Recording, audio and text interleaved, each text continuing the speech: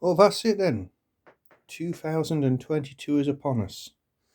I have a cat here. Hello, Splodge. You want to be in the video? Want to be in the video? You sit on your chair? Oh, you like your chair, don't you? Sure loves a chair. Yeah. Look at the camera. Yeah, Splodge. So, yes, anyway. 2022 is upon us, and it dawns on me. Didn't really upload a lot of videos last year. Yeah, so it takes time. I'm sure many YouTubers have said this before me. It takes time to get the tripod out, to get the camera out. As you can see, this isn't the space for really setting up a camera and filming. Just bear in mind, if I'm trying to film something, I'm just here. And I'm trying to work on it here. And then also I have to stay back here somewhere. Roll on the floor there. I have to stay back here somewhere and try and work around a tripod and a camera, and it's annoying. It makes life difficult. It takes time to set up. It takes time to film, because you can guarantee as soon as you turn the camera on, you just talk gibberish. You'll call a op amp a resistor. You'll call a potentiometer a capacitor. You'll call a switch a fusion reactor, or whatever the hell comes into your mind at that moment in time. It's the law. You'll literally keep calling the same thing the wrong thing for an entire half-hour video, and you will not notice it until you upload that video, watch it back and go, what the hell was I doing that for? It's just the way it works. And I know it's not just me who suffers that. Everyone suffers that problem. So, yeah. On the bench at present, there's these strips. These are out of a Soundtracs IL48 mixing console from the mid-80s. It was a very expensive console. This gives you an idea of how much stuff is going on in these strips. Just going to do a slow pan of them. The amount of EQ and bus settings and everything else gives you an idea. So yeah, each one of these takes me 5 hours to work on. That's some of the components that comes out of each one. So you can imagine, if there's 48 of these to do, they're taking me 5 hours each without a camera.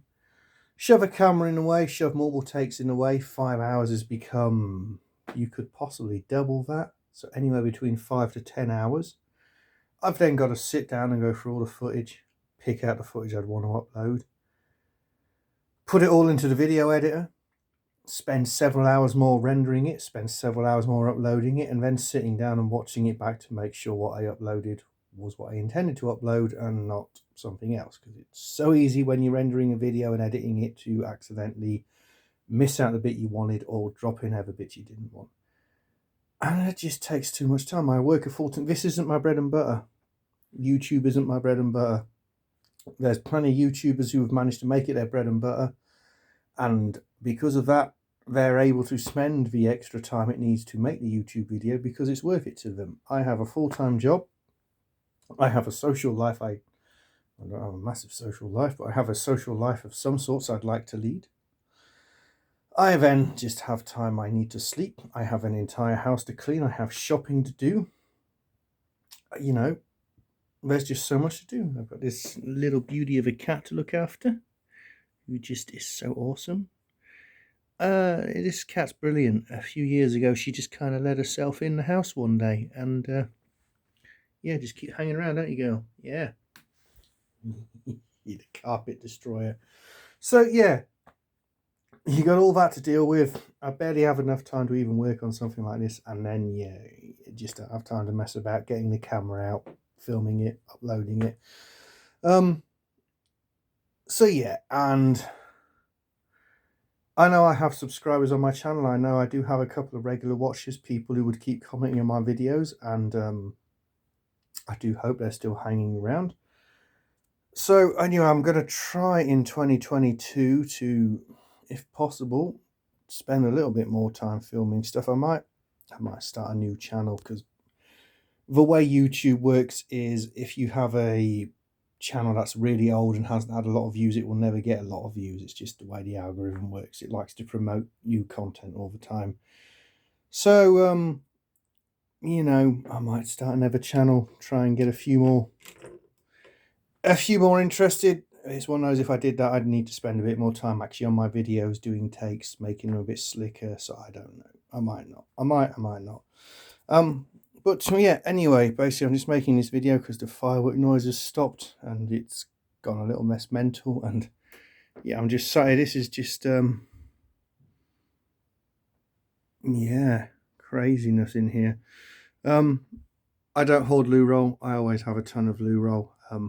When the whole COVID thing happened at the end of 2019, start 2020, and no one could get loo roll, I wasn't in the shops buying your loo roll. I was the person not buying loo roll because I always have a ton of loo roll. It's just one of those things. So yeah, that's not my problem. We ran out of loo roll. It's someone else's. Yeah, that was a tangent. So yeah, anyway, if you are a regular viewer and if you have watched this video to this point, and if you do watch any of my other videos, I will just say thank you.